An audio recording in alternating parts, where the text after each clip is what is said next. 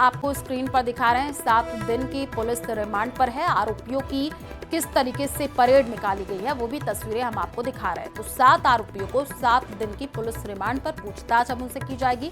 पहले पुलिस ने आरोपियों की परेड निकाली है। तस्वीरें आपको दिखा रहे हैं। 7 से आरोपियों की कुचामन में परेड निकाली गई है। हत्याकांड का जो मुख्य आरोपी है वो अभी भी फरार है और उसको पकड़ने के लिए भी लगातार एक्शन लिया जा रहा है। पुलिस ने एसडीएम कोर्ट में पेश किया इन आरोपियों को। तस्वीरें आप देखिए, 7 आरोपियों को 7 दिन की पुलिस रिमांड पर।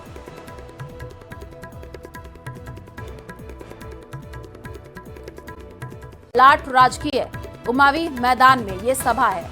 तो बड़ी खबर इस वक्त आपको दे रहे हैं झुंझुनू से, जहां पर मनरेगा के कार्यक्रम में मुख्यमंत्री भजनलाल पहुंच चुके हैं। जानकारी ये मिल रही है कि उनके साथ केंद्रीय मंत्री सीआर पाटिल भी साथी में हैं। हेलीपैड पर जब पहुंचे तो जोरदार स्वागत हुआ। ये देखिए तस्वीरें आई हैं झुंझुनू की, जो कि आपको दिखाना है। और झुंझुनू का ये दौरा खास हो जाता है क्योंकि मनरेगा की प्यास बुझेगी।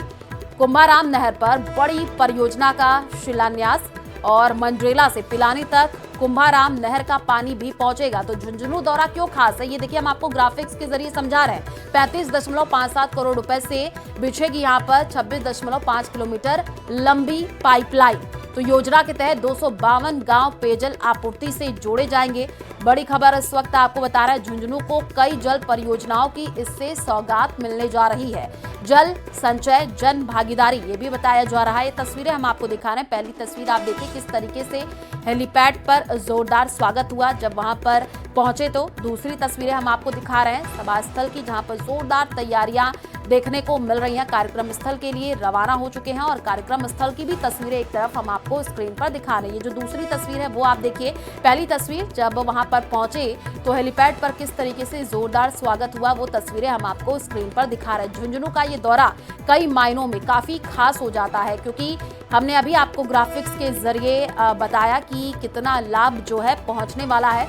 तो बड़ी सौगात है ये, हम कह सकते हैं। थोड़ी देर में सभा को भी संबोधित करेंगे। केंद्रीय मंत्री सीआर पाटिल भी साथ लाट राजकीय उमावी मैदान में ये सभा होनी है। तस्वीरें आप देखिए झुंझुनू की आपको दिखा रहे हैं और ये कार्यक्रम स्थल की तस्वीरें हैं स्क्रीन पर, जहां पर आप देखिए तैयारियां जोरों शोरों से पूरी कर ली गई और सीएम वहां पर पहुंचे उस दौरान की तस्वीरें आपको झुंझुनू की दिखा रहे हैं। 2 तस्वीरें हैं, साथ ही साथ दूसरी तस्वीर आप देखिए हेलीपैड की वो तस्वीर है। पहली जो तस्वीर आपको दिखा रहे हैं ये कार्यक्रम स्थल जहां पर सीएम पहुंचे।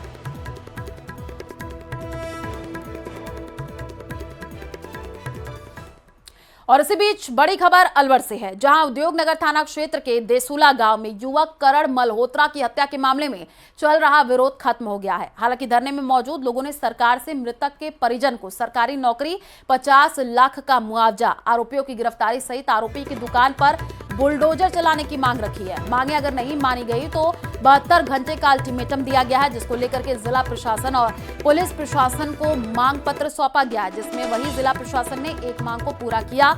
आरोपियों की दुकानों पर बुलडोजर चलाया गया है।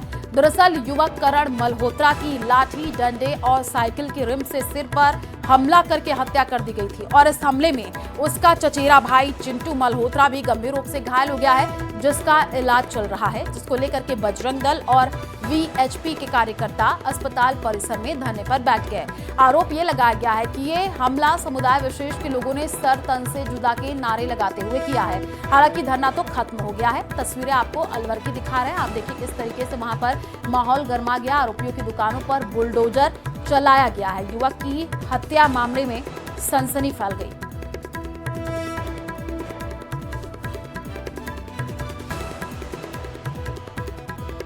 तो अलवर से ये जानकारी आपको दे रहे हैं। पुलिस प्रशासन को 72 घंटे का अल्टीमेटम दिया गया है। आरोपियों की दुकानों पर बुलडोजर चलाया गया है। तस्वीरें आप देखिए, हिंदू संगठनों ने अस्पताल में धरना दिया और पुलिस प्रशासन को 72 घंटे का अल्टीमेटम दिया गया है। सरतन से जुदा के नारे से ये तनाव बढ़ा है।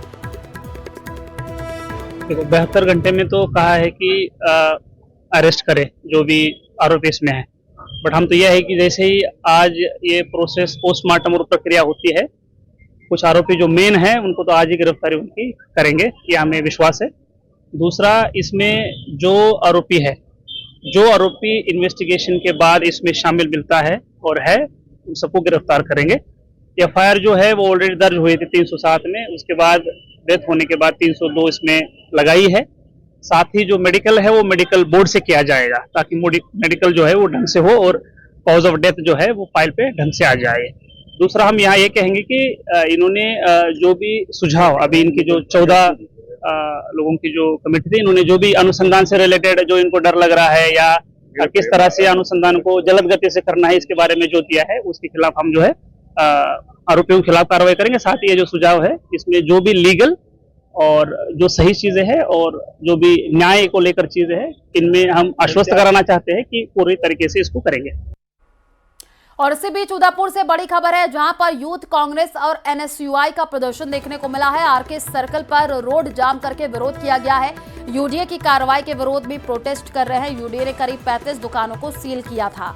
बड़ी खबर इस वक्त आपको उदयपुर से बता रहे हैं, जहां पर यूथ कांग्रेस का और एनएसयूआई का आप देखिए किस तरीके से प्रदर्शन देखने को मिला है। आरके सर्कल पर रोड जाम करके विरोध किया गया है। यूडीए की कार्रवाई विरोध में ये प्रोटेस्ट कर रहे हैं। यूडीए ने करीब 35 दुकानों को सील किया था। तो बड़ी खबर इस वक्त आपको बता रहे हैं उदयपुर से, तस्वीरें साथ ही साथ दिखा रहे हैं। आप देखिए यूथ कांग्रेस और एनएसयूआई का प्रदर्शन देखने को मिला है। आरके सर्कल पर रोड जाम कर दिया गया और उसके बाद से विरोध जताया गया। दो तस्वीरें आपको दिखा रहे हैं। पहली तस्वीर देखिए, पुलिस मौके पर पहुंची। दूसरी तस्वीर आपको दिखा रहे हैं किस तरीके से लोग वहां पर विरोध करते हुए दिखे हैं। जो ये यूथ कांग्रेस और एनएसयूआई के कार्यकर्ता और पूरी कांग्रेस यहाँ विरोध कर रही है, वो जिस तरीके से कल यूडीए ने बिना नोटिस के एक गैर कानूनी तरीके से जो आरके सर्कल की 45 दुकानों को जो सीज किया है, उसका ये विरोध है। जिस तरीके से पर्ची सरकार हर काम को फैसले हुए एक पर्ची के जरिए निकालती है, उसी तरीके से ये भी एक कल पर्ची निकाल दी गई और दुकानों को बंद कर दिया गया, जिसके विरोध में आज युवा कांग्रेस, एनएसयूआई और कांग्रेस के कार्यकर्ता यहाँ पे मौजूद हैं। साथ में आप देख सकते हैं कि यहाँ के आम नागरिक भी इस चीज़ का विरोध करने यहाँ पे आए हैं। ये बात तो सरकार करती है कि हम हिंदुत्व पे चलते हैं, लेकिन जिस तरह से अभी त्यौहार का एक माहौल है और कल एक हिंदू समाज का इतना बड़ा त्यौहार था, उस दिन ये आके कार्रवाई करना पूरा बताता है कि कितने तरीके से ये फेल हैं। और जो बात करते हैं रोजगार की, तो कल तो इन्होंने बेमतलब ही रोजगार छीन लिया गया। ये युवा विरोधी, रोजगार विरोधी और मैं तो कहूँगा हिंदुत्व विरोधी भी सरकार है। देश का गद्दार पाक से प्यार, हनी ट्रैप की जाल में फंसकर वो पाकिस्तान का वफादार बन गया, देश से गद्दारी करने लगा। लेकिन विशेष निगरानी के दौरान उसकी हरकतों का खुलासा हुआ है, जिसको जयपुर कोर्ट में पेशी के बाद 3 दिन की रिमांड पर भेजा गया है। ये रिपोर्ट देखिए।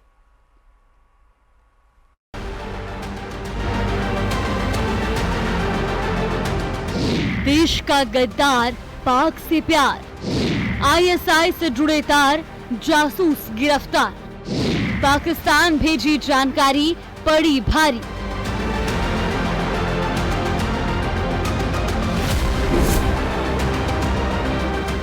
देश के गद्दार पर एक्शन जारी है।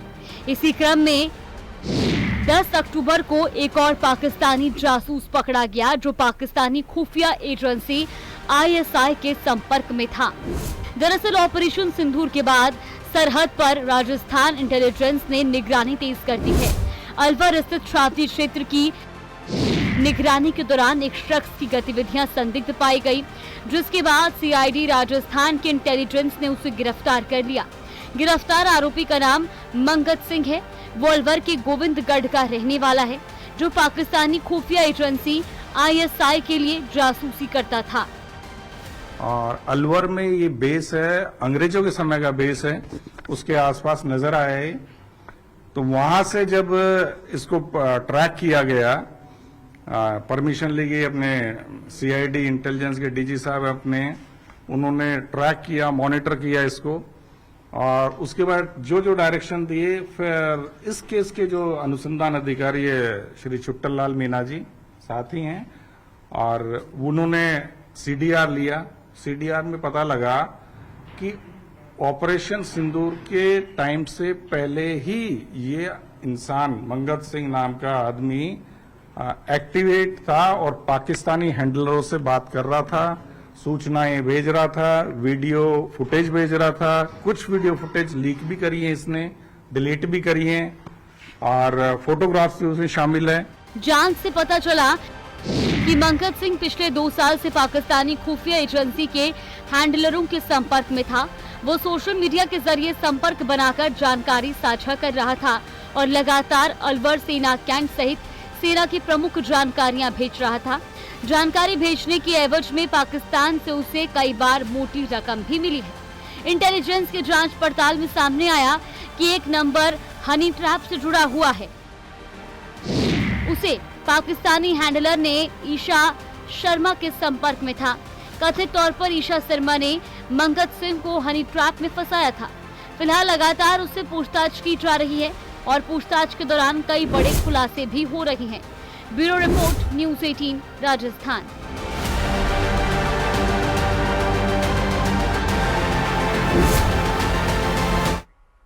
और इसी बीच जयपुर से बड़ी खबर है, जहां पर पुलिस ने बदमाशों का जुलूस निकाला है। चांदी की दुकान लूटने का प्रयास किया गया था। पुलिस से भागते समय बदमाशों के जो पैर है वो टूटे थे। दुकानदार पर चाकू से जानलेवा हमला किया गया। जयपुर के माड़क चौक इलाके में 22 सितंबर को चांदी दुकान लूट प्रयास मामले को लेकर के पकड़े गए बदमाशों का जुलूस निकाला गया है। ये जुलूस माड़क चौक थाने से रवाना हुआ है। बड़ी चौपड़ होता हुआ चांदी की दुकान पर पहुंचा है और यहां इन्होंने चांदी लूटने की कोशिश की थी। दुकानदार पर चाकू से जानलेवा हमला भी किया गया था, लेकिन बदमाश ना तो लूट में कामयाब हो पाए और ना ही हत्या करने में। पूरे मामले को लेकर के थानाधिकारी राकेश छालिया ने जानकारी दी है। बदमाशों के पुलिस से भागते समय पैर फ्रैक्चर हो गए थे। आज इनको शिनाख्त परेड के लिए लेकर के जाया जा रहा है।